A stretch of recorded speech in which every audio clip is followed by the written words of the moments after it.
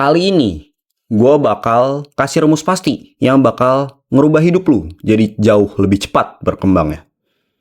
Ilmu ini gue dapetin dari legenda hedge fund dunia, pendiri Bridgewater, pemilik perusahaan investasi terbesar di planet ini, Ray Dalio. Dia memiliki prinsip hidup yang banyak banget ngubah hidup gue. Dan gue yakin ini juga akan bermanfaat untuk lu semua.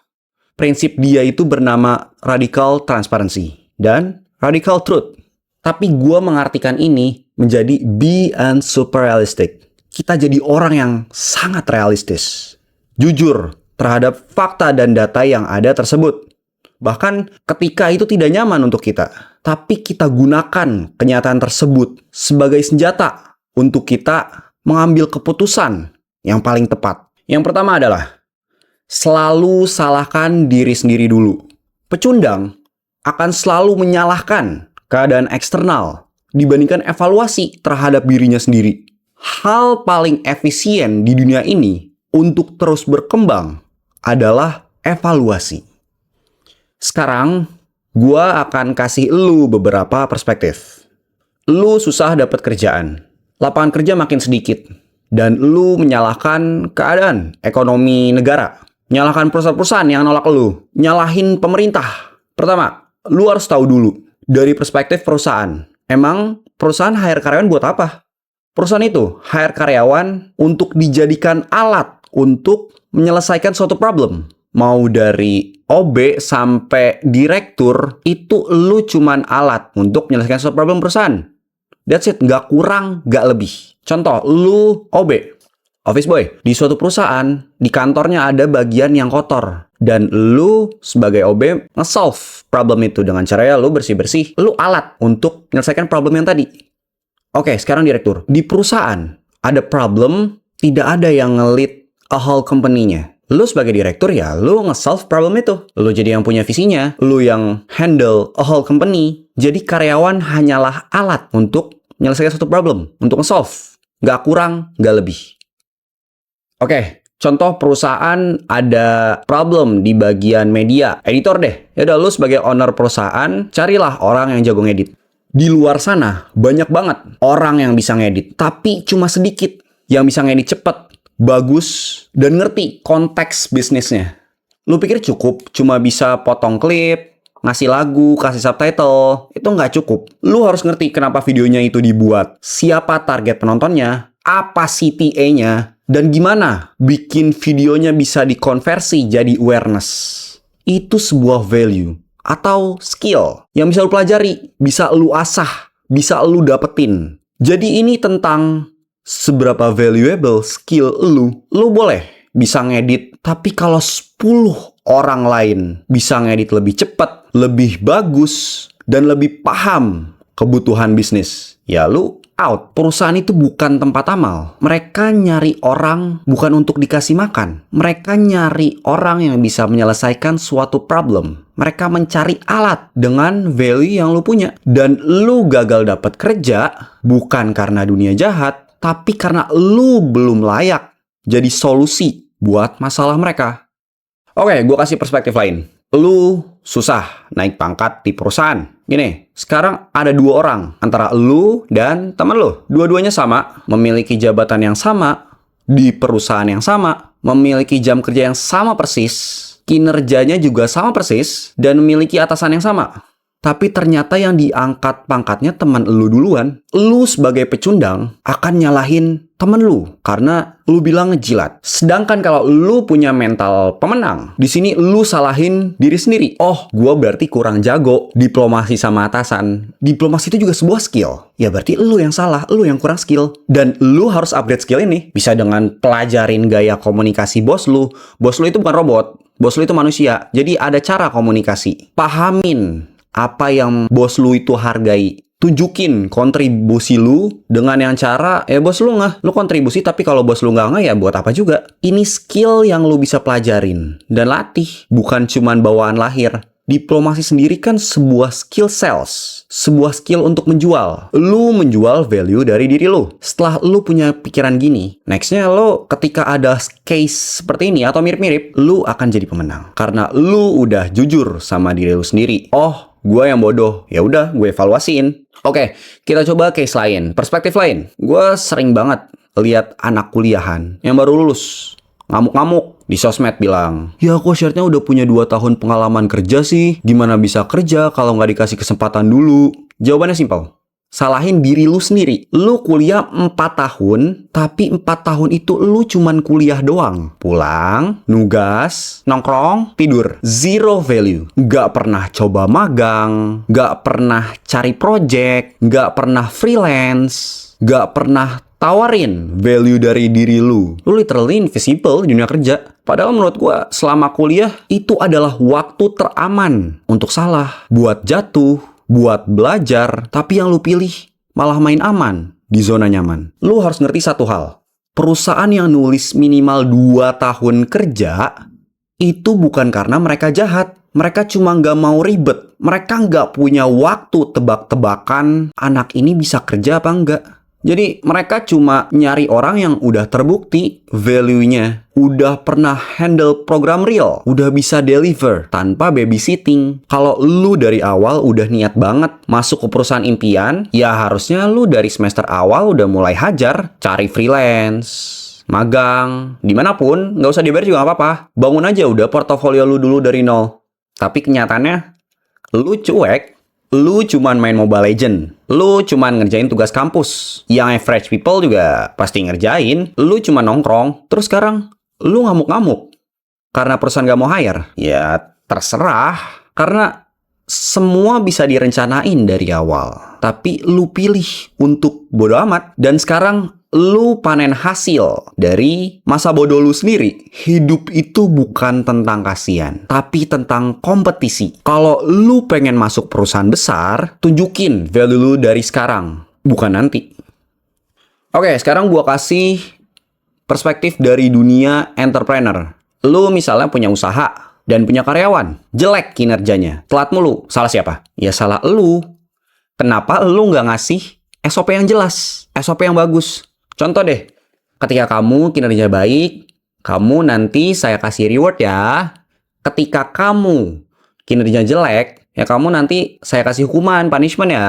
Dari pandangan karyawan, dia akan sangat ingin membuat kinerjanya bagus karena dia pengen reward. Tapi di sisi lain, dia juga takut ketika kinerja jelek karena akan mendapatkan hukuman, punishment. Dengan sesimpel buat SOP yang kayak gitu aja, udah jelas ini kan salah elu. Kenapa juga lu ketika interview asal terima aja? Kenapa lu nggak lebih selektif? Lu yang kasih dia akses masuk ke sistem lu. Lu yang bukain pintu buat dia masuk. Lu yang bikin pintunya longgar. Lu yang asal-asalan waktu rekrut. Kalau semua ngambang, pantesan hasilnya juga ngambang. Terima faktanya bahwa hal yang bisa lu kontrol 100% adalah diri lu sendiri. Dan jadikan itu sebagai senjata buat lu membuat decision selanjutnya. Dunia itu tidak berputar hanya di lu. Lu itu tidak sespesial itu. Jangan manja. Nggak usah kayak banci. Nyalain dunia. Tapi salahin diri lu sendiri. Terima faktanya.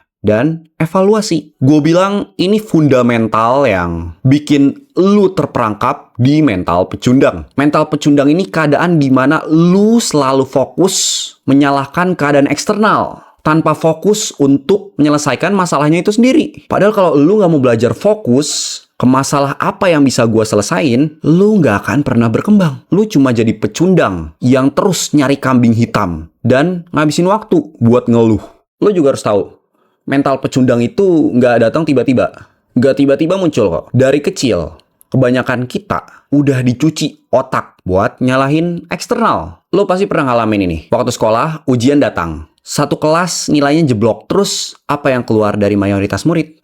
Gurunya nggak bisa ngajarin. Soalnya susah. Gurunya salah. Ini suara khas kaum pecundang.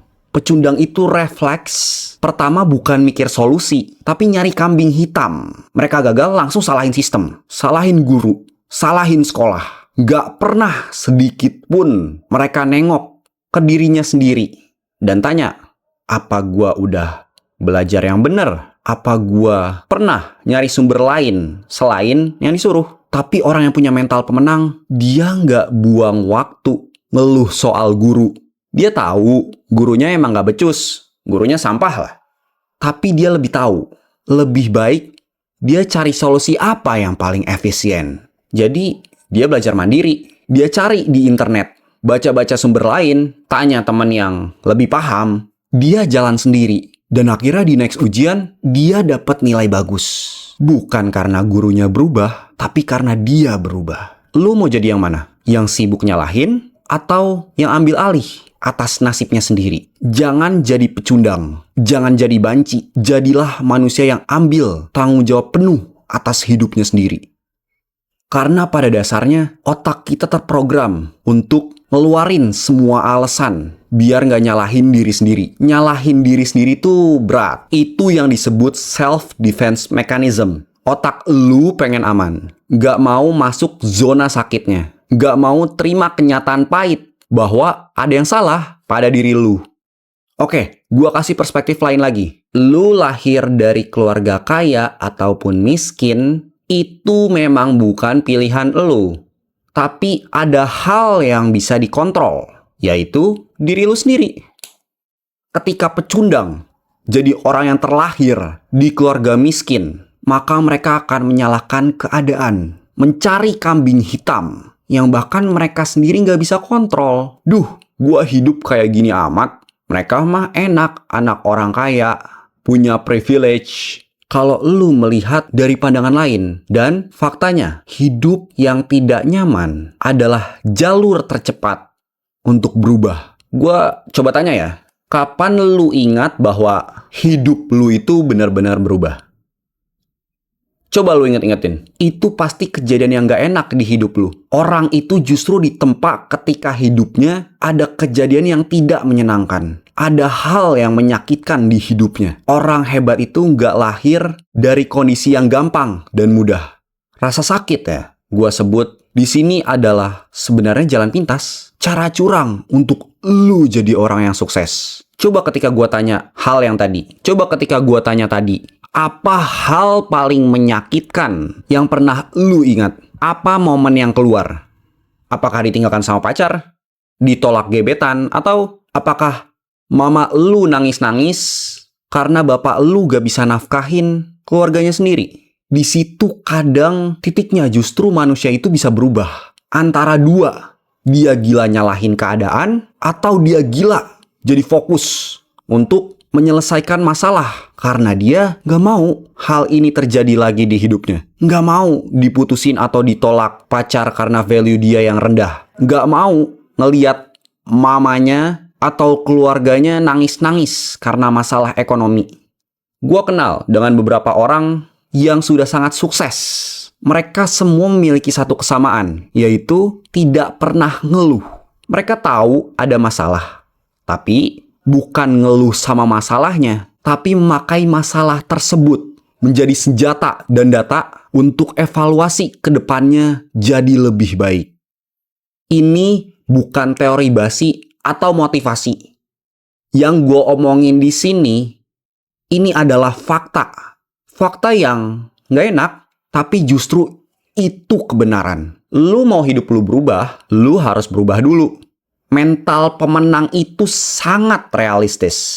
Terima faktanya, di dunia ini satu-satunya hal yang bisa lu kontrol 100% cuma diri lu sendiri. Bukan orang tua lo, bukan bos lu, bukan pacar lu, bukan sistem, bukan negara, cuma diri lu. Kalau lu belum bisa jujur sama diri lu sendiri soal ini, selamanya lu akan hidup sebagai korban. Korban keadaan, korban sistem, korban lingkungan. Padahal itu semua bukan masalah utama. Masalah utamanya adalah lu nggak pernah ngaca dan bilang ke diri sendiri, gua penyebabnya. Makanya, radical truth itu penting. Berani ngaku kalau lu salah.